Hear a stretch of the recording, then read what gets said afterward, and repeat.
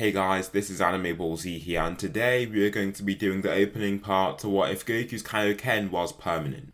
Please like the video if you haven't already and subscribe. It's totally free and you can unsubscribe whenever you want. There's nothing much else I'd like to say in the intro, so without further ado, let's get into the video.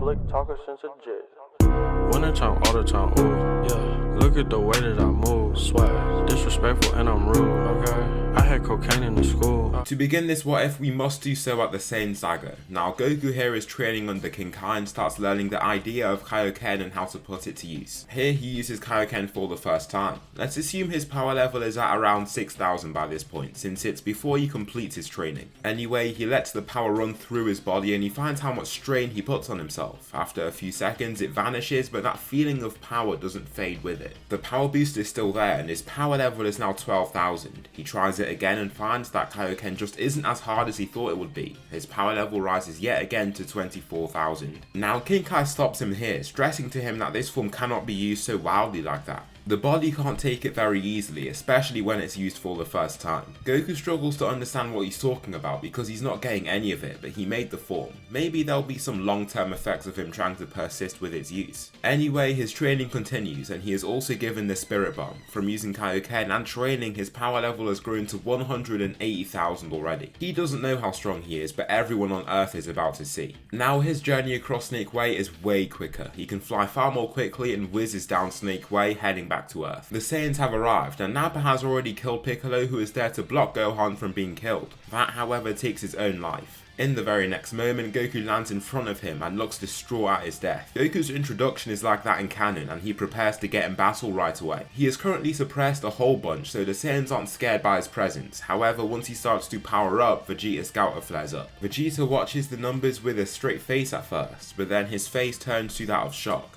Goku's power-up doesn't just lift rocks and make them float, a wild aura rushes around him and rocks are sent flying out in every direction. Massive gusts of wind blow out from his general location and he lets everything go. Vegeta is trembling as he looks forward. 180,000. From a low-class Saiyan, is he the legendary Super Saiyan? He can only achieve that power level from using his whole fake moon, and even then he wouldn't even be stronger than him but equal to him. What is this madness? Vegeta grabs his scouter and crushes it in his hand but doesn't stop there. He throws what is left of it and starts to stomp on it vehemently, grunting with each stomp. What's wrong? What was his power level? Nappa asks. Just fight him already. My scouter was malfunctioning, Vegeta fibs, pointing straight at it. Now Vegeta wants to see if that scouter reading was fake and is willing to risk Nappa's life to test that theory. Nappa nods, although hesitantly. He has no clue why Vegeta is withholding that information from him, and maybe it was for good reason. However, he looks back and can't even see Goku anymore. That's when he punches him in the face and knocks him clean out. His jaw snaps out of place and Goku then looks to Vegeta. Let's fight elsewhere, there's too many dangers around, Goku says, with his aura flaring around him. Vegeta nods before flying off with him. Now Goku isn't the one lagging behind here, but he is the one leading the way by a whole bunch. He's kind of just cruising along while Vegeta is trying his absolute best to keep up with him.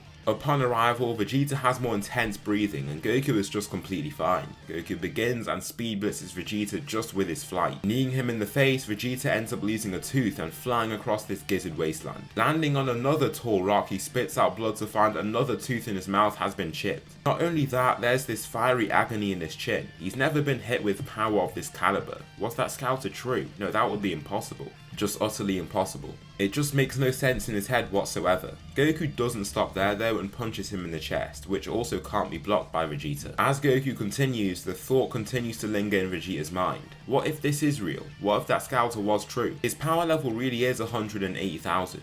Goku just leaves Vegeta to recuperate for a few seconds because he hasn't even thrown a single hit back. He's intensely coughing, with some coughs releasing blood, and he looks weakened a great deal. Goku can sense ki as well and knows that the gap between them is quite high.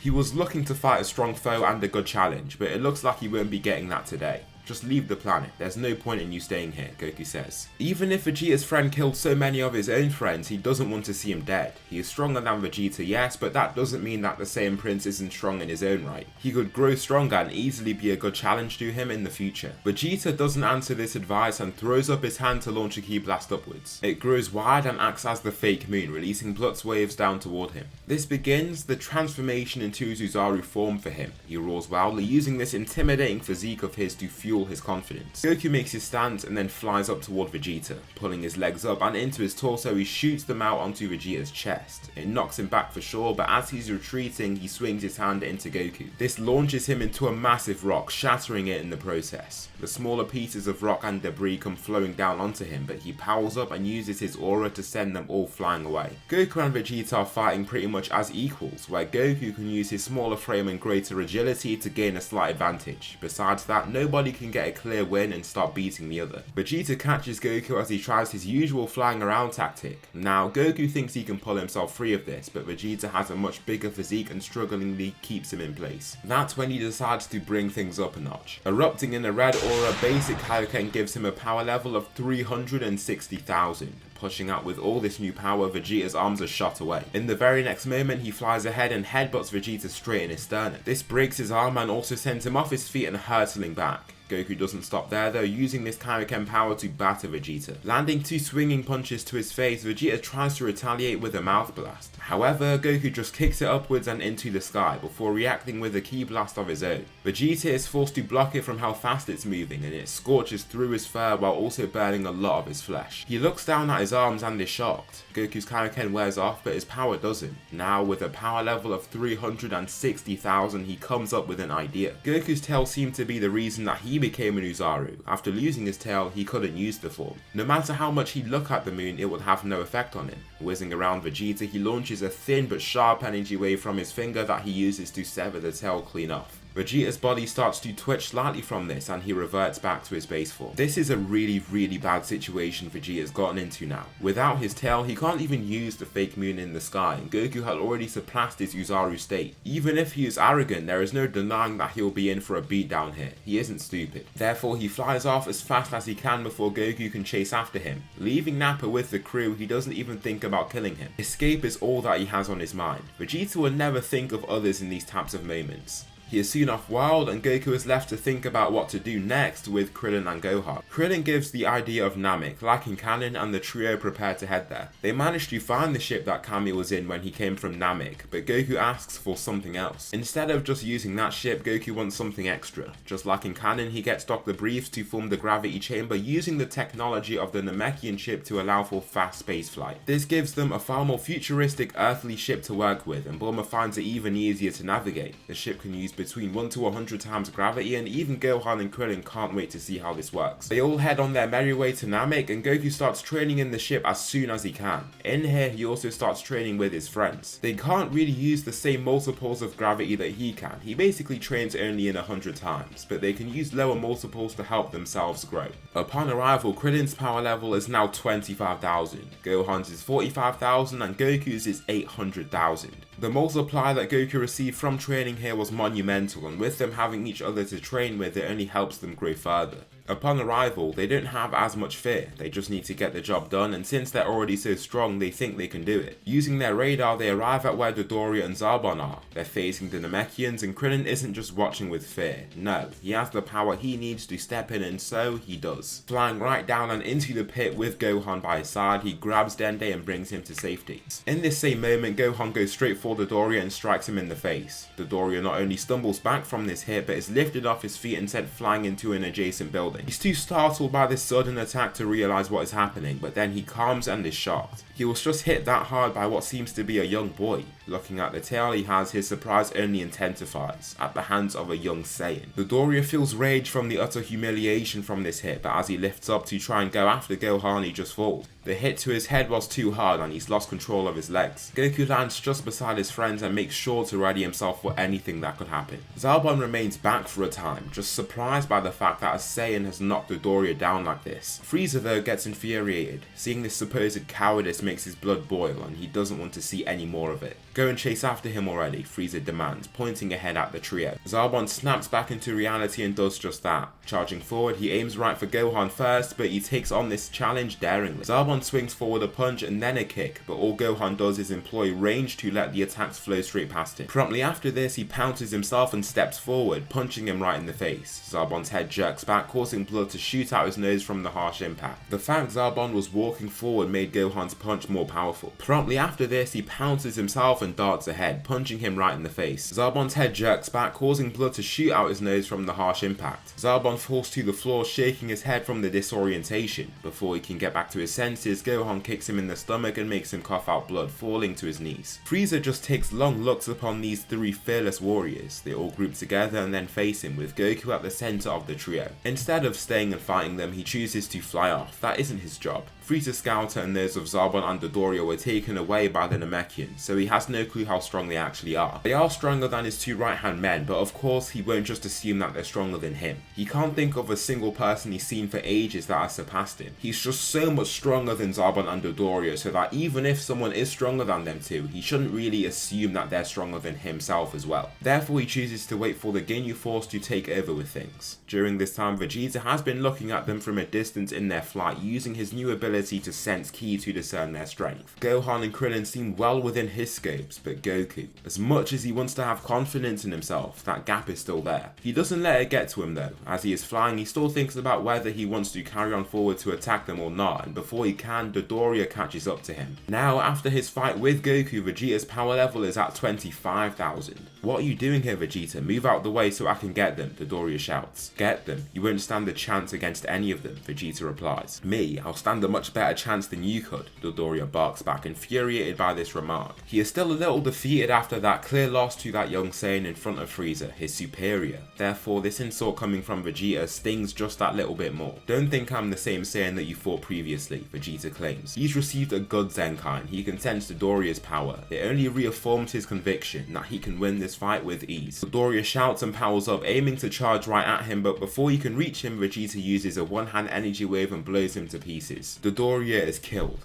Vegeta looks at his falling remains with a maniacal cackle. It always feels great to come out on top. Turning, he can see that the Earthlings are now out of view. You won't be safe from me, Kakarot. None of you Earthlings will be safe from me, Vegeta claims. After this moment, he sees Nappa ahead of him. He left as soon as he could after the fight on Earth. Vegeta left him on Earth alone and didn't even give him a second look as he escaped. Nappa always believed himself to be much closer to Vegeta than he anticipated. For him to just look by Vegeta and let him die somewhere, he could never do that. He's been around ever since the boy was young. Ever since everyone around him would praise him as the next king, the Saiyan prodigy. All that time, how was he viewed by the young Vegeta? Was there no connection at all? It's weird even thinking of these feelings. Nappa just wants to let it go, but it's too surprising to do so. It just leaves him feeling defeated and disheartened to realise this. What do you want? Vegeta asks. Nappa looks flustered by this. It's like he doesn't even care at all. He doesn't even have the power to argue with him right now, so he folds under the pressure. What can he do? Nothing. I'm just here to say that I got here from Earth. How can I be of assistance? Nappa asks. Great, come with me, Vegeta says, before flying off out of nowhere. Nappa just shakes his head and follows right after him. He has no clue why he's flying away, but follows him anyway. What else would he do here anyway? He just shakes his head, annoyed with his very own weakness. Vegeta and Nappa head to a village, then destroy it together. Gohan, Krillin and Goku don't just sit by and let this happen though. Before they didn't want to upset Vegeta since he was just so strong on Earth. However, they don't just sit back and watch now. As soon as he can feel this loss of life, Goku walks ahead and out of Bulma's little portable dwelling. I need to go and sort that out. So many people are dying, Goku states. Stay here and protect Bulma. One of you can go to Guru with Dende if you want, but the other should stay here, Goku explains. Then he blasts off and in a flash he's totally over the horizon. In the very next moment he arrives in front of both Nappa and Vegeta. Nappa's hand is lifted to try and strike down a Namekian, but Goku grabs it while signalling for such Namekian to run as fast as they can. Vegeta then tries to rush past him, but Goku also stops him, reaching out his leg to stop him with a single foot. This angers the Saiyan Prince.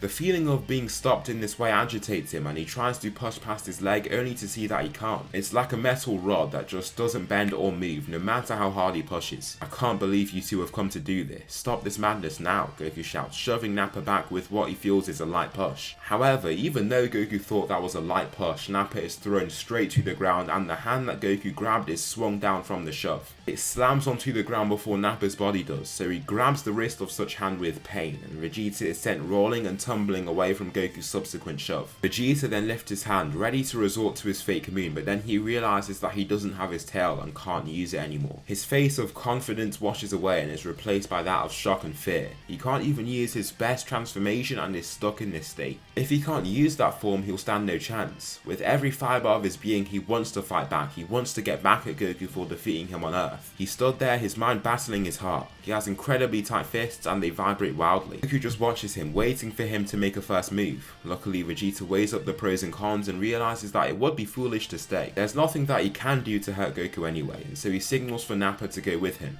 He hesitates for a second or so, even causing Vegeta to slow in his flight. "If you want to stay there and die, be my guest," Vegeta shouts down. Nappa just sighs with annoyance before flying after him as they head off into the distance. The other Namekians are still terrified about what's happened, but Goku tries to convince them that things will be okay. Vegeta and Nappa didn't manage to get the Dragon Ball, but Goku is gifted with theirs. They say the Dragon Balls will be in better hands with him than with them, which is pretty much true since he is so much stronger. Upon returning to the base, Gohan arrives at Guru's place. His power level is 45,000, but after the potential unlocking that Guru gives him, it reaches 150,000. Gohan feels exhilarated by this power he's been gifted and flies through the sky with insane speed to arrive back at the base. He arrives shortly after Goku does and shocks the other two with how strong he is now. Krillin gets ready to head over, hanging on to Goku to make things much faster. His power level rises to 80,000 and Goku's reaches all the way up to 2.5 million. The power he has gains the attention of many of the key sensing people on this planet, Namekians and especially Vegeta. As soon as he feels this, he heads over to Nappa and urges for him to blast straight through him. Nappa is shocked by this sudden order, but is kind of happy to take out the rage he has inside on him. He feels this way due to Vegeta after all. This isn't just something Vegeta chooses to do once, he abuses this power in this meantime. Goku has gained the Dragon Ball here and ends up gaining 3 with Frieza having the other 4. By this time the Ginyu Force arrive. They can sense the evil key of these 5 warriors, but then they feel someone else approaching them, a new and improved Vegeta. He lands in front of the crew with this new Saiyan Gi. After repeated strikes from Nappa, his power level has risen all the way up to 140,000. He didn't just abuse that power for a moment, but did so repeatedly to reach this point. "Hi there, Ginyu soldiers," Vegeta says with his arms crossed. Not only that, but Nappa bought into the hype. His power level is at 60,000 now. He did the exact same thing that Vegeta did, so when he blasted through Vegeta, he'd also attack himself. Or he'd make Vegeta attack him when he was healed and healthy. The Ginyu Force aren't scared of Vegeta or Nappa. They're aware of who these Saiyans are and know that they aren't big shots. No Saiyan has ever come close to their power. They'd have to use their Uzaru form to try and match them, and Vegeta doesn't even have a tail, so they're feeling quite safe against them. Jace and Goldo rush forward first, but this is a grave mistake. Vegeta rushes at Goldo before he can react and severs his head off, similar to how he did so in canon. Vegeta doesn't even look to Jace, who is by his side. He knows Nappa can take care of him. This is exactly what he does, and he grabs him by the neck.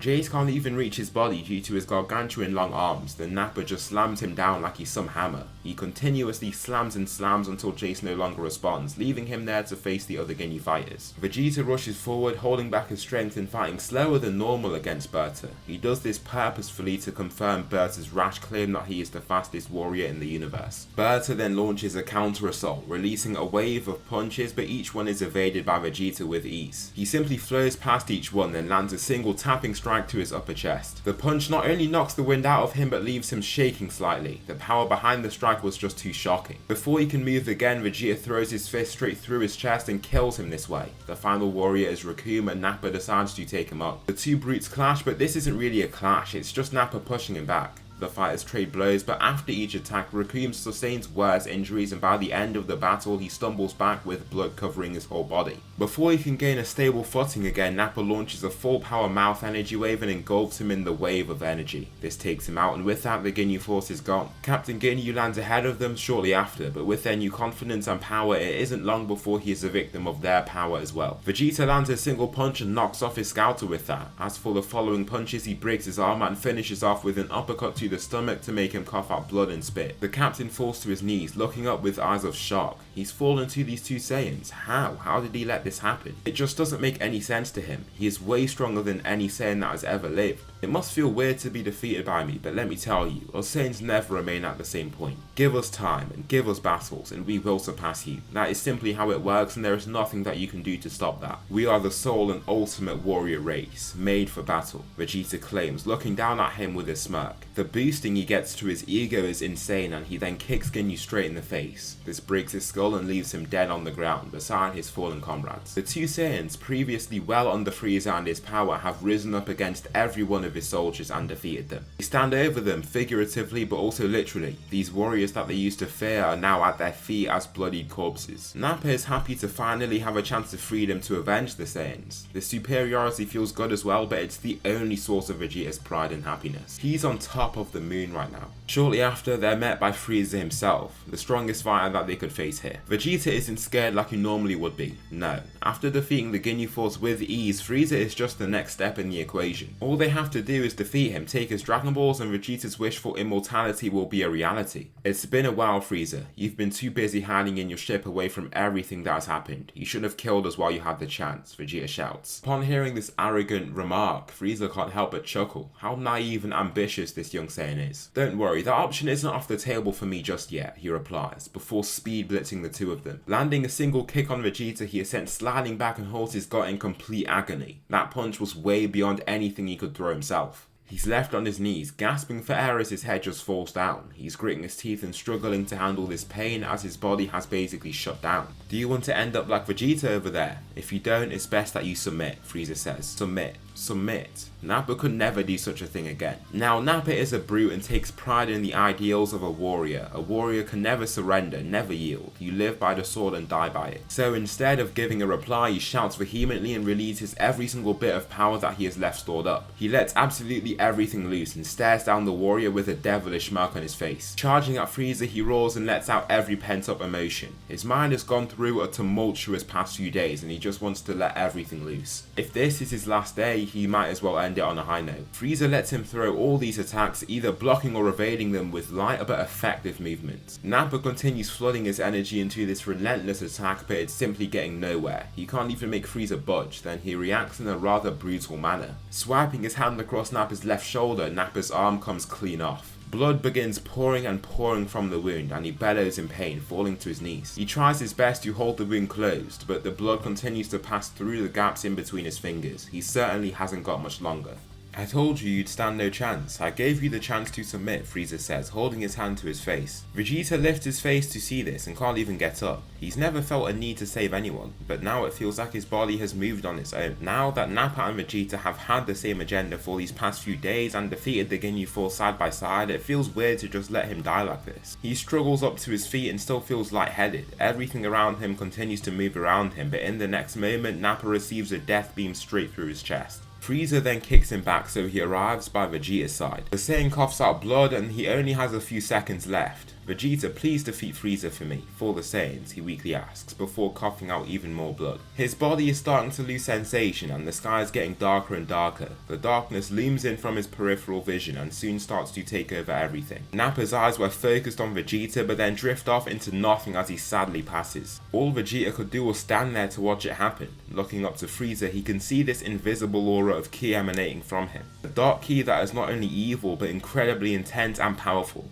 Frieza then holds up his two fingers to Vegeta. Kill me if you want to, that won't solve anything. I'm not the Saiyan you should be fighting, Vegeta replies. Out of complete coincidence, Goku arrives in front of him in this moment and grabs Frieza's arm. He looks back to Nappa and feels great guilt upon seeing that he's been taken down as well. Stop this, Frieza, I won't let you continue, Goku states. The fight between Goku and Frieza then begins. He goes straight for Goku but soon finds that he is greatly outmatched. Even entering his second form, he is met by the same immense resistance. Goku's power is simply too great and Frieza sees it as useless to try and use his third form. If their gap is already this big, what's his third form gonna do? Therefore, he reveals his sleeker, far more powerful final form. Frieza's anger has only been getting worse after seeing Goku perform so well against him. A Saiyan in their base form should not be able to fight him like Goku has done. Even that, his second form should be enough to defeat all Saiyans, but Goku has just gone against that thought. Even so, there's no way he can beat his final form. The fight is over. Frieza shoots a death beam, and to the spectators they can't even see it as it comes. It speeds past Goku's arm as he tries his best to evade and looks startled by how fast it was. Another few come his way and he ends up getting grazed on the arm by one. It's a hot burning sensation and he can feel his warm blood flowing down such arm. It's a shallow wound though, what's blood to someone like Goku? As Frieza rushes him, it's clear that the fight dynamics have changed. He receives a straight punch to his stomach, being thrown off balance and off his feet for that matter.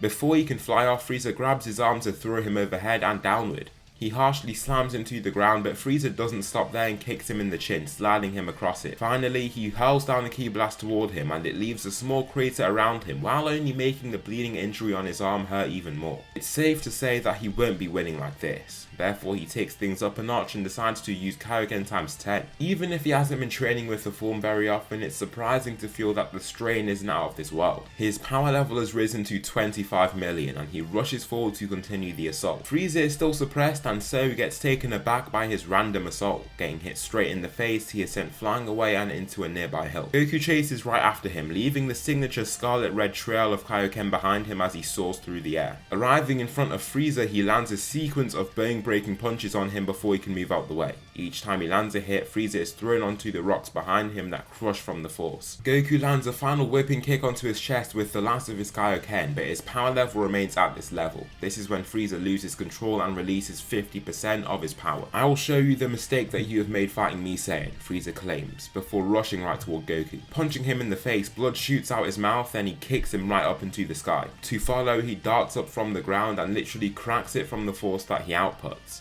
He gives Goku not even a break to breathe or think about attacking back. All he has to do is try to calculatedly deal with the assault, but he quickly finds that he cannot. That's when Goku has to up the gears and use KAIOKEN times 20. He roars at the top of his lungs and releases this hidden power. Even with this higher power level, his lack of experience with this state means that the strain is quite intense. This gives him a power level all the way up at 1.25 billion. With his power level now in the billions, it's over for Frieza and he doesn't even know. Just like how the tables turned in Frieza's favour, they turn back in Goku's in a flash. Goku throws a single punch and not only does this break the bones in his ribcage, his fist flies straight through him. Goku rips out his fist and looks quite shocked at how he's managed to do that. He didn't want to and sees Frieza slowly descending to the ground from weakness. Frieza isn't going to die from this. We've seen Frieza go through so much more. However, it's safe to say that he won't be fighting for much longer, if at all. Goku's KAIOKEN fades, making his base power level reach this limit as well. Those watching on are stunned by the power he possesses now. They begin questioning what the limits of mortals in general are. How can Goku be this strong? When they say that Saiyans have limitless power, is this what they're talking about? It's not even like he's using Zenkais. One moment he's at a certain power level and then it just jumps up out of nowhere. It jumps up and then stabilizes at this higher state. Before, they started to question if he could still do the job against Frieza, but now they found that he can.